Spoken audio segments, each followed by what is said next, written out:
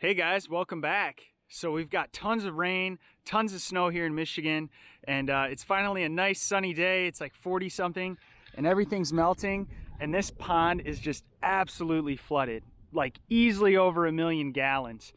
So just wanted to walk around, check it out, and we'll see how bad it is. Let's go. So there was a few things that I noticed with the pond when I was like, oh man, I'm probably in trouble.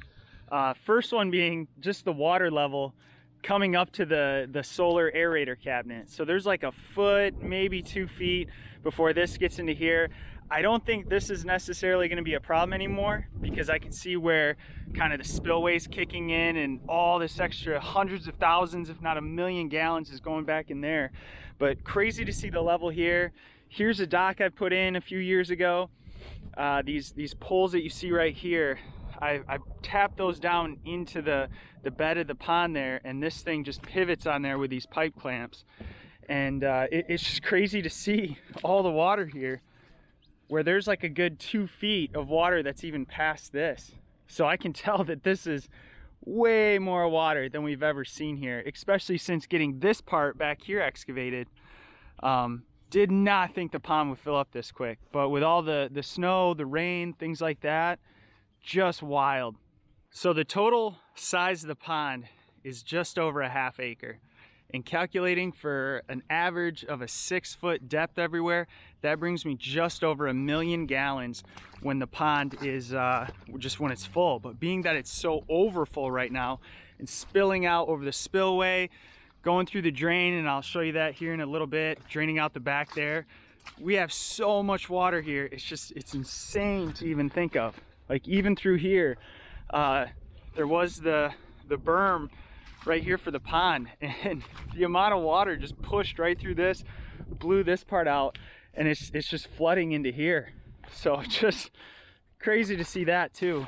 But we'll go over here and check where the drain is, like the overflow.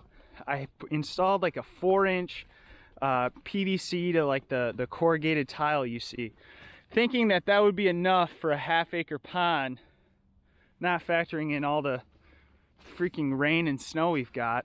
But right now, based on the depth of this is 9 feet all in here. And right over here is the PVC drain.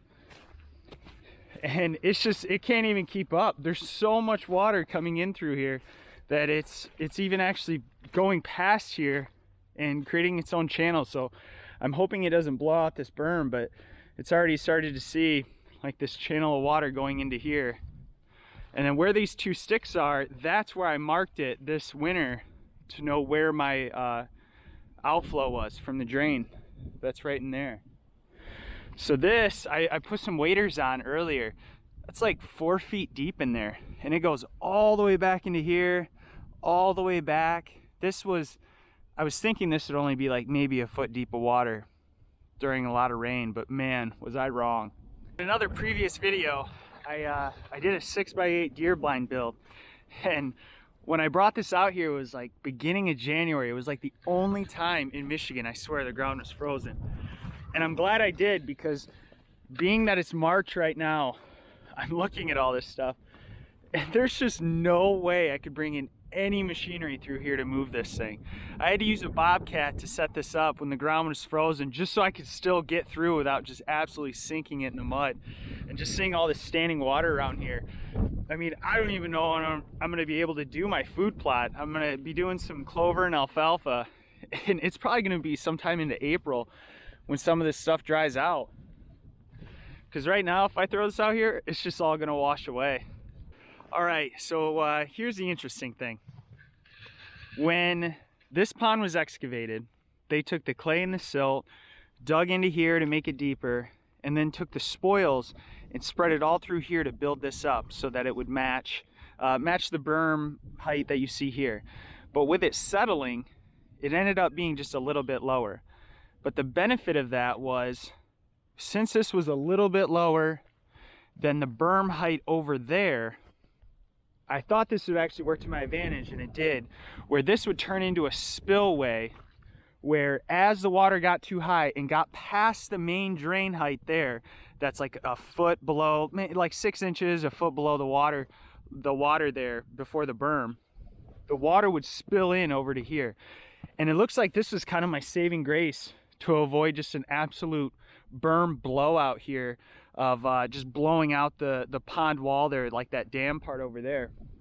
Because if this wasn't here, all this water would have just blown out through here. It would have been just a hot mess. But coming into here, you can see, I mean, this is like a foot deep already. I don't really want to go any deeper, but it starts to kind of nosedive in here. So this is like 3, 4, 4.5 feet deep of water once you get back into there. So just think about the amount of gallons of all this water in this pond, where here I'm thinking just a half acre. This is what it originally was, a half acre, just a little bit over 1 million gallons. And we got water over there from the drain, all this water from the spillway. I mean, this is crazy, guys. This has to be over 1 million gallons, because what we see here, the water just keeps going back into here. I mean, this is all washed out, even back into this other hunting spot I have. So just crazy to see how much water can fall from either snow, rain, whatever it is during the winter. And me thinking when this thing was excavated, gosh, I really hope it'll get full by next year. Yeah, little did I know it would be way over full. Well, guys, even though it's just a ton of water, I think I'm in good shape. Everything's holding. You know, water's still kind of slowly draining out through here, through the pipe, a little bit over the berm here. The spillway definitely did its thing. If I didn't have that, oh man, I probably would be screwed. But I'll keep you guys up to date. I'm kind of interested to see what happens. I'm hoping this spring isn't just, you know, too much rain. Hopefully it starts to somewhat dry out. But I'm ready to start doing some spring projects, like working on the food plot here, all the clover and alfalfa that's gonna go into here. Bought a really cool old school like hemp rope to hang off one of these willows and make like a really cool rope swing. Maybe with like a tire tied to it or something for me and the kids.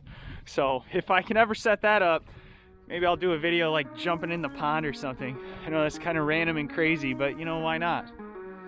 All right, well, thanks for watching. I'll catch you later. See ya.